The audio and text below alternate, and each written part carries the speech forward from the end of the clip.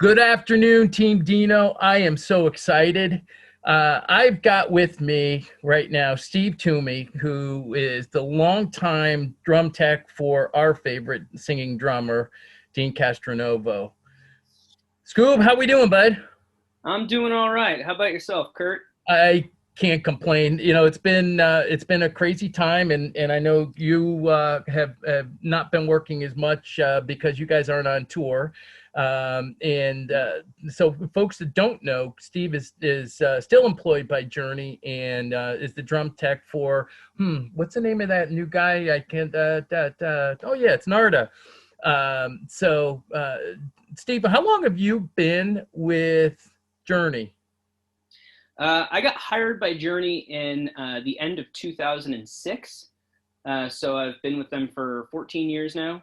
My first tour with them was in 2007. They were out on tour basically when they hired me. I started out with them by running their equipment warehouse and their online merch store.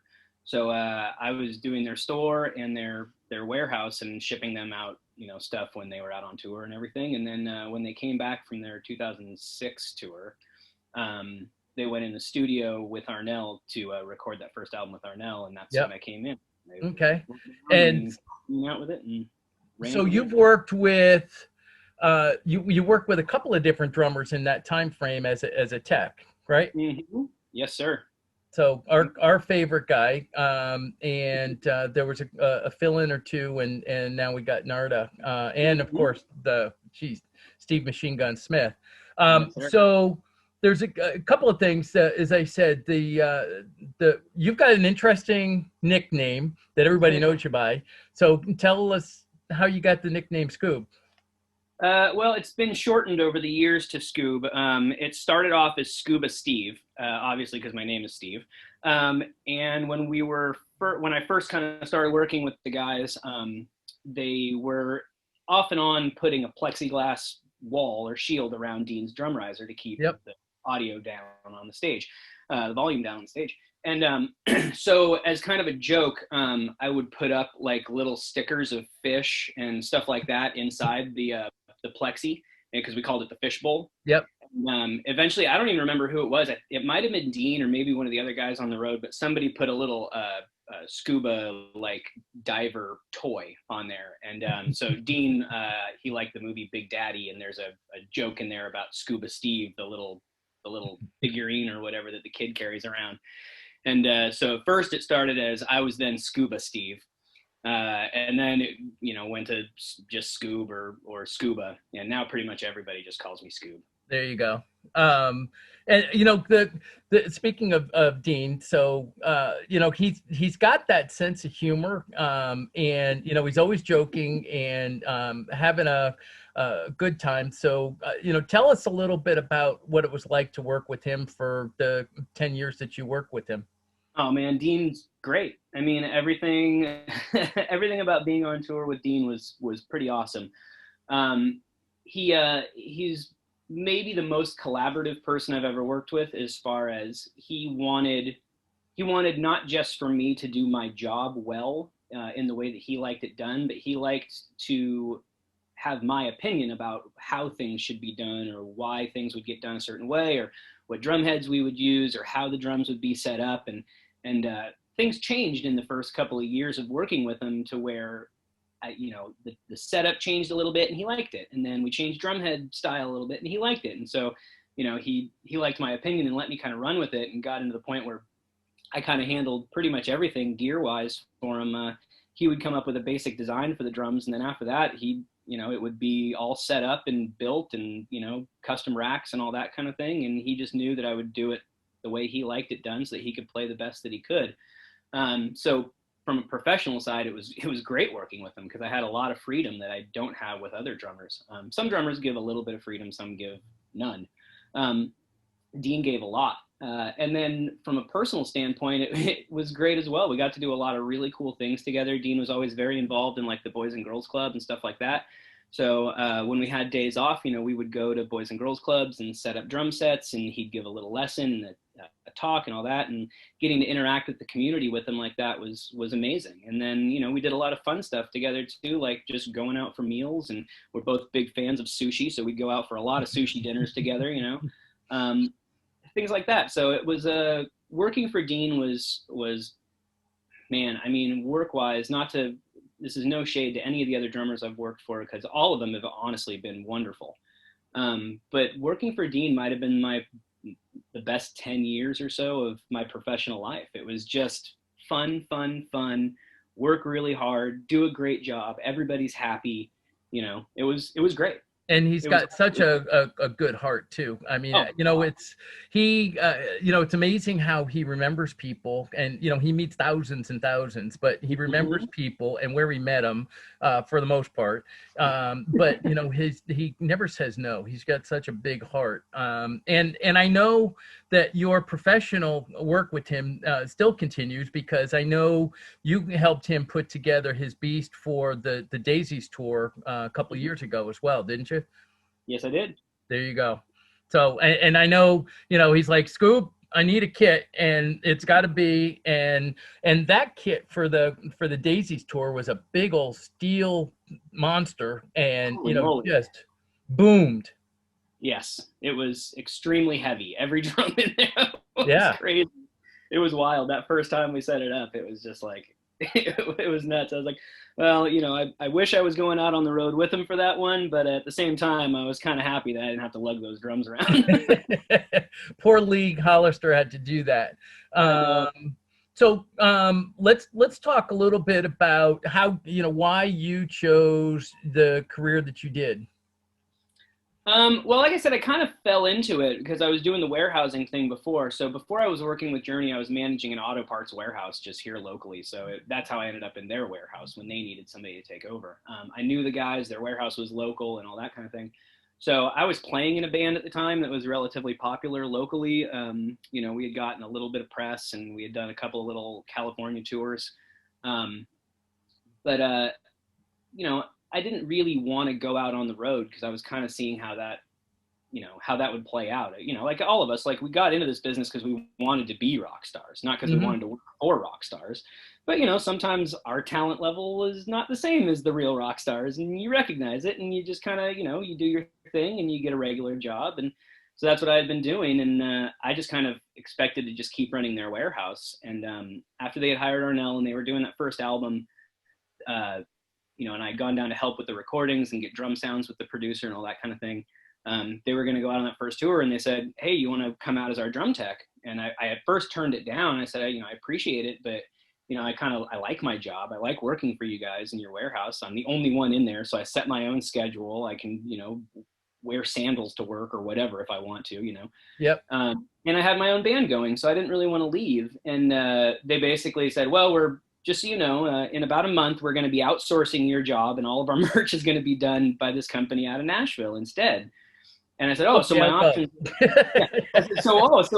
My options are, do I want to go out on tour, or do I want to not have a job anymore? And they were like, well, kind of. And we're not trying to be harsh about it. And I went, well, screw it. Let's go out on tour, see how it goes. There you go. And I hadn't done that level of traveling before in my life. I'd taken a couple little vacations, but I'd never been gone from home for a long time. And we went to a lot of places on that first tour. We went down to South America. We went all over the place, and I experienced a lot of cultures and people that I had never. The famous Chile concert with Arnell. Yeah.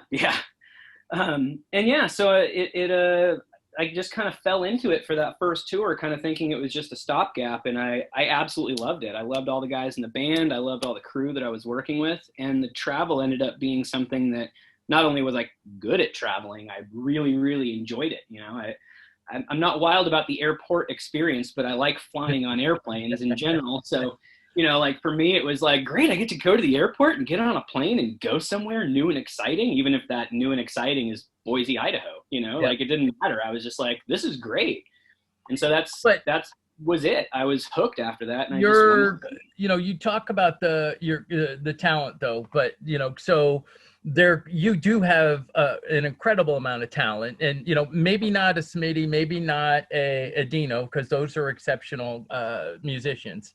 I'll grant you, but I have seen you play, and in 2017. For those that don't know, Revolution Saints played at Frontiers Festival, and our reluctant frontman, drummer, came out in front, and a certain Scoob Toomey took over behind the kit and just killed it on some pretty intricate drum parts on for that 45-minute set. And it was a lot of fun watching you play. That was so much fun to do. I mean, it was an absolute whirlwind. I wasn't involved in the writing of the songs or recording of the album or anything like that. And so when they asked me to do it, I was all in, but I basically just had to learn from the record. And so I learned all the songs that I could, but then I flew over and had like a day or two of rehearsals with the guys, and then it was showtime.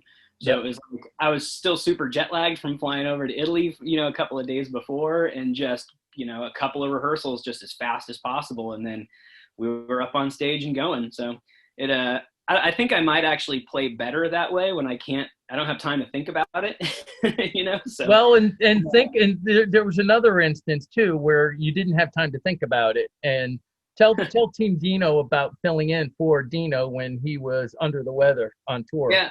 In 2009, we were on tour in Europe, and we were in Germany, and Deen got sick, and we were in Berlin, and so they ended up having to cancel the show in Berlin, and then we were going to Hamburg after that, and we thought Deen was going to be fine to play the next show, so we, next day set up in Hamburg and getting ready and everything, and about, I don't remember, maybe 1 o'clock in the afternoon, 2 o'clock in the afternoon, I got a call from John Kane, and he said, "Hey, Deen's still really, really sick, and he can't do this show either, but we don't want to cancel because we can't come back to Germany to do 2 fill-in shows. So we really need to get these shows off." And he said, "So you're going to play it?" not as a question, as a statement. He said, "So you're going to play it?" And I said, "Oh, okay.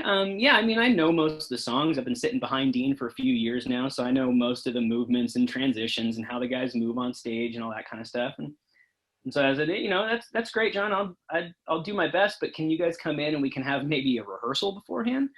And he said, "Oh yeah, sure, no problem. We'll come in and we'll go over whatever songs from the set you want to play and all this kind of stuff." And I said, "Oh, fantastic." And so the guys come in and we go to do a long sound check rehearsal. And I tell John, I go, I don't really need to do Faithfully or Separate Ways. Like, I know those tunes backwards and forwards, And he goes, "Okay, that's fine." I go, "So, let's do some of the more obscure stuff." And he goes, "That's fine. Let's just get a couple of things, under our belt just to make sure that everybody hears everything right, the way you play it." And I go, okay. He goes, "So let's do Separate Ways first." And I go, "All right, fine." So we do Separate Ways. He goes, That's good. We should try something slower. Let's go ahead and do Faithfully."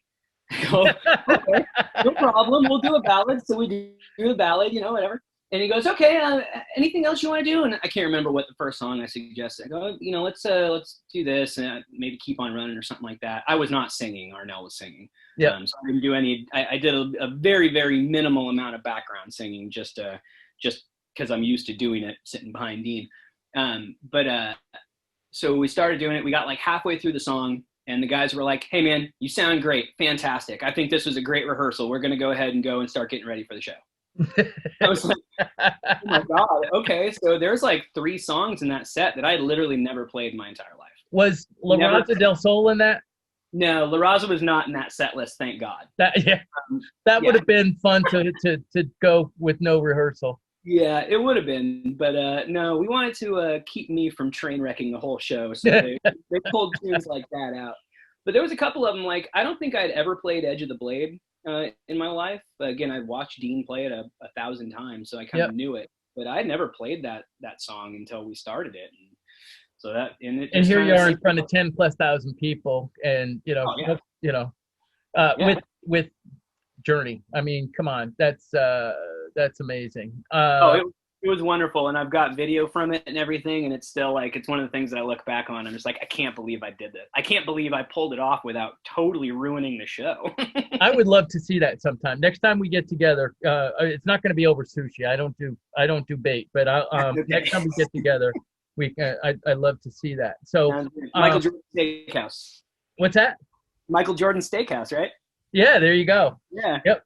Absolutely. The funny, I'm not even going to get into it. So, anyway, there's so one of Dean's fans said, so walk us through, we know that, and don't take offense to this journey, but, you guys are kind of pampered that you kind of fly in and you go to your 5-star hotel and then you bus over and you do your show and then you're gone.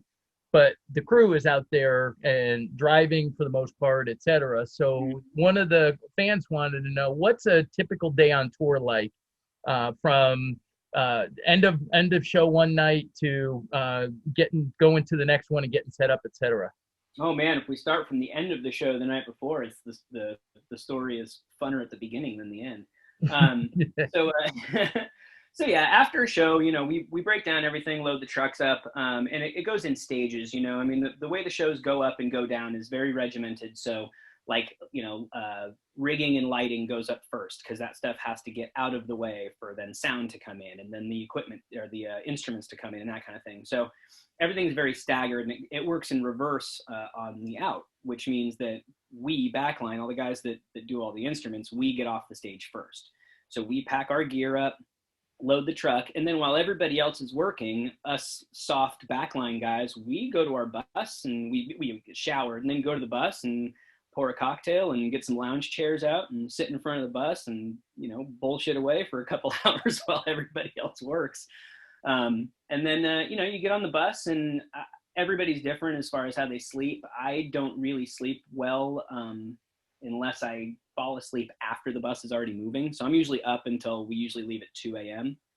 And then I'll crawl in my bunk and wake up the next morning in some other parking lot in some other city and, wipe the sleep out of my eyes around 8 a.m. and wander in for some coffee and to see what's going on. And we get started working backline about 10 o'clock.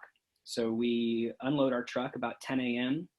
and take the stage as fast as we can, usually around 11:30. To start building, and we each have our sections, and some of us get a couple of stage hands. I prefer to work alone. I work faster if I'm just doing it myself. So go through a process of setting everything up and line checking, making sure all the electrical is working, all the mics are working, everything sounds good and all that. And then we have some lunch and wait for the band guys to come in for a sound check. And after sound check, we kind of have a couple hours to relax and have a little bit of dinner or whatever, and then it's showtime. Once the show starts, you just get out of the way, Well, yeah. And so another question that popped up was, so when in the middle of a song, Deen goes through a drum head or snare falls over or a cymbal crashes, walk us through that real quick. Oh, you just sprint out and take care of it as fast as you can. I mean, it all depends on the damage. I mean, Deen especially is, he's a heavy hitter. I mean, the guy, he's like, he's like Animal on the Muppets. He's arms a flailing away, a big smile on his face, just energy all over the place. So, he didn't break a whole lot of drum heads, except for he would break a lot of snare drum heads. So for that kind of stuff, I kept another snare right behind him, actually 2 extra snares right behind him, ready to go, so that if he broke a head, I just crawl in there, yank the drum out, throw the new one in, and try and duck out of the way before I get clobbered in the head with a stick. Absolutely. And then I have the second one already ready to go in case he breaks that one before I can change the head on the first one that he broke. So I have this kind of like conveyor belt of snare drums in case he breaks something. So snare drum heads never were really an issue. And cymbals tipping over and stuff like that, you just run out, grab them, and put them back up. As long as it doesn't fall on another band member, nobody really notices that much. The one time where it got a little hairy was he broke a bass drum pedal footboard, snapped the footboard right in half. So wow. No bass drum pedal, and it was his main bass drum pedal. So we had no bass drums until that got fixed. So he's trying to play with his left hand doing the hi-hat and the snare drum, and he's trying to use his bottom floor tom or the gong drum, I can't remember which, with his right hand to kind of mimic the bass drum, while I'm crawling underneath him to take apart the entire pedal assembly, pull it out, get another one which stays in my spare case, which is backstage, all that kind of stuff. So I got to run, find that, bring it out, crawl underneath him. And again, he's still using his left foot on the hi-hat. So trying to not get my fingers stomped on, or Yep. not get too much of his sweat dripping in my eyes and all that. That was about the most stressful equipment breakage I've ever dealt with Dean. Well, there was an issue, if I remember, at the first JTT show at the Independent. He was having a problem with his hi-hat, I think. And a couple of times you crawled out behind him there in the middle of the set to help him with that. So he's again, he's a heavy hitter both with his hands and his feet. So he stomps pretty hard on his hi-hat pedal. And if I remember right, what that was we were on some rental equipment that wasn't his regular kit. And so it wasn't our regular hi-hat stand and clutch. And it was just the clutch that held the top part of the hi-hat on. The little nut that holds the hi-hat cymbal in or onto it kept loosening and undoing it. So he couldn't open the hi-hats. They were staying closed. I had to keep running out there and loosening that up so I could tighten the nut back onto it, slide it back down. And, that's all part of the gig. It is. That's regular stuff. It is. And, there's so many. I am so thankful that, that we had the ability to be there for that first show. Thankfully, I was able to see another one as well. But you look at, and I'm very thankful that Neil has released those videos, because that night at the Independent was so special, Scoob. The crowd, it was a smaller crowd, intimate, and it was electric. There were some really deep Journey fans that were there. And, the long set, I mean, good God, the guys had been rehearsing all day long, and, it was a 3+ hour show. But, the incredible thing is you look at those videos and you see the smiles on the guys' faces. Neil was really enjoying himself. And of course, Deeno was more emotional than he usually is. And was just really enjoying being back on stage with Neil, and especially with Greg Rowley again, or his first time actually. Yeah. I mean, I think even when Dean was with us, Greg had sat in once or twice when we were out on tour with Journey, when we'd come through Austin. He'd come out and do like one of the old songs. So Dean and him had played together before, but not like that. So it was his first time doing like a full concert with him and rehearsing stuff with him and everything. That show was so much fun. I mean, it really was. In rehearsals was the same way. Like all those guys together, just like, I mean, it was hugs and smiles and just the whole time. It was really, really special. Yeah, it was a special time. And no smash to Journey or anything, or disparaging, but a Journey show, it's a corporate thing. It's that you've got your Dirty Dozen on the set list, and maybe one or two other things, and it's kind of rote, if you will. I mean, I pay big money to go to these shows, and I love it. But that's the way it is. But that set list and that night and the other JTT shows, because they were deep hits and deep cuts, it was just an amazing time, and a lot of fun. So let's see. So Ralph Pittman, who's a drum aficionado, if you will, wants to know what head combos Deeno uses on his toms. They are Evans heads. I'm assuming Dean is still using the same thing now, although I haven't talked to his tech about his current specific setup, but I can't imagine he's changed it. But for most of my tenure with Dean, we used Evans coated G2 heads on the top and clear G1 heads on the bottom. When I first started with Dean, he was using clear heads top and bottom. And his old tech would tune them down really, really low to kind of minimize the harsh attack of how hard Dean would hit, which was fine. Sounded great always, but when I came on, I took the approach of, well, if you're going to hit this hard, instead of detuning the drums and making them a little deader feeling and all that kind of stuff to get the sound we want, we went with coated heads instead to kind of warm up the tone and take away some of that harsh attack. And what that let us do is let us tune the top head up a little bit and still get a really nice musical note out of the drum, but it gave Dean a lot more response off the drum head also.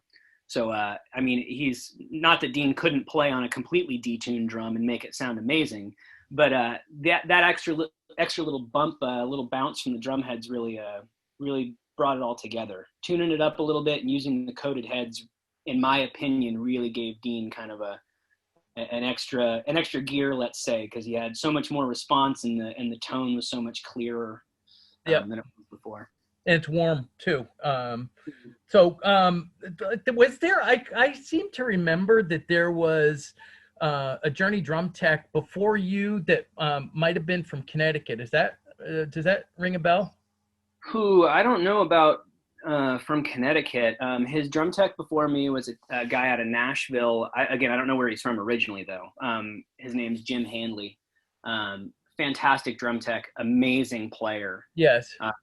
But yeah, I don't know about from Connecticut. If it was anybody before Jim, I don't know them. So it just in the back of my mind there was a guy that supposedly was from Wallingford, Connecticut, where the Oakdale Theater is, and that's where I met Deen for the first time, actually, way back when. And we were cleaning out the garage a couple of weeks ago, and I actually found the picture of my boys and I with Deen, I think in 2004 or whatever, at the Oakdale Theater. So one of the very first meet and greets that what's the name of it? I can't remember the name. It was I Love All Access is what it was. So you pay a little bit extra and you're in the first couple of rows. So it was fun. My boys still enjoy it. Thinking back to it, and it brought back some good memories. So so have you, other than Journey, have you tech for any other drummers? I mean, just with Journey, I've worked for a lot of drummers. Yeah. But outside of that, as far as like big name drummers, not a lot. I worked for Matt Sorum for a tour. He used to play with Guns N' Roses among other bands. That was really fun. That was like a little super group with Geezer Butler from Black Sabbath, and yeah, it was a great time. Other than that, and all the Journey guys, I mean, I guess technically I've worked for every single drummer that Journey has ever had, except for Mike Baird. But I worked with Prairie Prince, who was, I don't know if you guys know, I'm sure you know, but he was technically the original drummer of Journey before they released any albums or anything like that. And then Ainsley I got to work with, just doing the Rock and Roll Hall of Fame induction. And then Steve Smith, Omar Hakim, Deen Castronovo, I mean, Michael Walden, I mean, these are all, immense talents, and that's just through Journey. But no, most of the other Journey's kept me so busy for the last 15 years or whatever that I haven't had a chance to go out on a lot of other like bigger name tours. So most of the stuff that I've done is kind of smaller, semi-local. I mean, Curt, when I'm off of tour, I like to spend a lot of time at home with my family. I don't tend to jump between tours a whole lot. Yep. Yeah. So that's family. That's the cool thing that I love about you. Family is number one. Your daughter is just amazing. And for those that don't know, Scoob did a special tattoo just for his daughter. So tell TeamDeeno about your special tattoo there. So I don't know. You might have heard her barking in the background a minute ago, but we have a big hound dog. And I was out on tour, and I can't remember where we were, but the next day we were going to have a day off in New Orleans. And I was in the parking lot after the show and talking to my wife and kid back home. And so I'm talking to my daughter, and she asked me what I was doing the next day for our day off. And I said, I'm thinking about going to get another tattoo because, as you know, Curt, I'm covered in tattoos. For the record, I don't know how covered. Yeah, fair enough. She just like immediately, without even thinking about it, she goes, I know exactly what you should get. And I go, okay, what's this? And, she was about 7 at the time, 7 or 8. So I'm thinking, she's going to say like, oh, you should get a unicorn, or you should get, whatever, a princess or something like that. Or some Disney thing, and immediately our dog's name is Lucy. Immediately she goes, you need to get Lucy wearing some sunglasses, riding a rubber ducky. in a pool. I was like, what kind of random nonsense words are those put Rock together? and roll, Right? baby. So I thought about it for a second, and I was like, actually, that's a perfect idea. So I walked into the tattoo parlor the next day, and I told the guy, I go, look, here's the deal. This is what I want. I had a picture of the dog, and I go, here's a picture of the dog. I need the dog wearing sunglasses on a rubber ducky in a pool. And so he came up with a really cool old school design. Yep. It's a little cartoonish, and but it looks really cool. It's it's on my leg, and Yep. she loved it when she saw it. She was like, "It's amazing! It's perfect!" So, the few hours of needle pain was worth it for the smile on her face. Unfortunately, now I have to have this ugly dog tattooed on me for the rest of my life. It is what it is.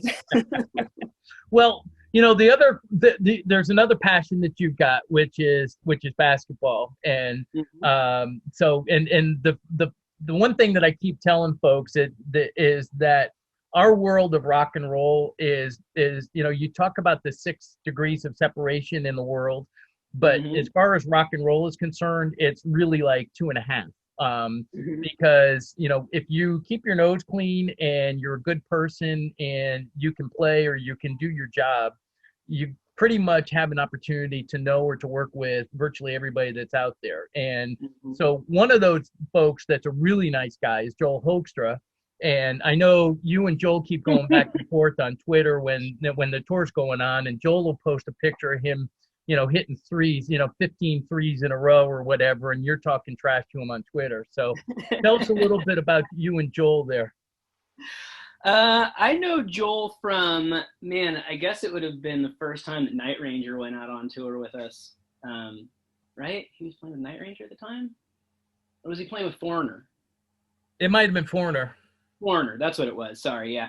We didn't actually play much back then. I didn't really know he was into it, and I don't think he knew that I was into it. So it's kind of just been online for the most part since then. But he likes to get up a lot of shots. I don't get to play as much as I'd like to. I'm not in as good a physical condition as Joel is, let's say. I'm a little shorter, a little rounder, a little slower. But Joel's a heck of a player, and I would love to get in an actual game of one-on-one against him sometime. I might not look that athletic, but I'm pretty crafty on the court. I can hold my own. So it'd be an interesting matchup. But I love Joel; he's great, and I hope we get that game in sometime. Well, and what an amazing man he is, and an incredible player. And I had the pleasure. I took my family to see him with TSO last Christmas. What a showman! And oh my God, it's when you look at we lost Eddie Van Halen, and he was the number one as far as most of us are concerned. But Neil Sean's right up there, Joel's right up there, Doug Aldrich is up there. These are some absolutely Vivian Campbell is another amazing guitarist. So we're blessed to have the opportunity to know these guys and to see them play. Absolutely. And every one of those guys, I didn't get to know Eddie, unfortunately, so I can't comment on him, but everybody else that you mentioned, like, I've gotten to know a little bit personally. And aside from being just amazing shredding guitar players, they are unbelievable human beings. They're wonderful people to be around. They are. And and I do what I do for the Dead Daisies, for Journey, etc., and Deen on social media and promoting them and doing stuff like this because I love the guys. I'm not getting a nickel for it, and it takes a lot of time and energy to put these things together and to do what we do. But I wouldn't do it if these guys were jerks or what have you. And I truly love Deeno. I mean, good golly, as you get that random text every now and again, and you just look at it and say, "The hell are you thinking, man?" And he's just an amazing guy. And Steve, I appreciate you giving us some time this morning and telling us a little bit about Deen. Is there anything to wrap up? Is there anything that you can think of that Dean's fans might not know a little tidbit or just a quick anecdote that folks might not know? Things that Dean might not know about Dean. Man, Dean's a pretty open book with most people. I mean, I don't know. I mean, aside from his just amazing ability to put down a large amount of sushi for a guy as skinny as he is. No, I mean, he's into he's into cars, music, and his kids. It's like Yep. he's the. I don't know if I know much about Dean that everybody else doesn't know because he's so open with everybody. I mean, that's one of the things that makes him great is that if you start actually talking to Dean or you meet him, like within no time, you're one of his best friends. Yes. I mean, he's got such an open heart that it's just like if you just talk to him at all of a sudden you know everything about him because he wants to invite you into his life. Yeah. I don't know. Maybe that's the thing that people don't know is that he is one of the most welcoming people I've ever met, and he becomes a friend faster than anyone I've ever come across. Absolutely, and genuine, and absolutely genuine. With a heart, a huge heart, almost to a fault. So that's why some of us have to keep an eye on him and kind of protect him a little bit sometimes too. Anyway, Scoob, I appreciate it, brother. This has been awesome and a lot of fun, and I appreciate catching up with you. It's been fun. We had a good time together in San Francisco and over in Milan after that show. And I look forward to raising a glass with you and having another meal with you at some point in the future. That sounds fantastic, Curt. I can't wait. I love you, brother, and I will talk to you soon. All right, man. Thanks for having me. Take care. All right. Bye.